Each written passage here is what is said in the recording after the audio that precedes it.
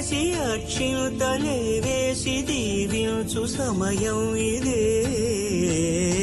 హోమాగ్ని సాక్షిగా ఏడడుగులే ఇంచి నడిపించు తరుణం ఇదే. హృదయాన్ని తెరచి మమతల్ని పరచి పరివారమును పెంచు శుభకార్యమే. కడవరకు నీ వెంట తోడంటూ ఒకరుంటి నీ జీవితం నిత్య సౌభాగ్యమే. కళ్యాణం వైభోగం వసుధైక మానవుని శుభయోగం.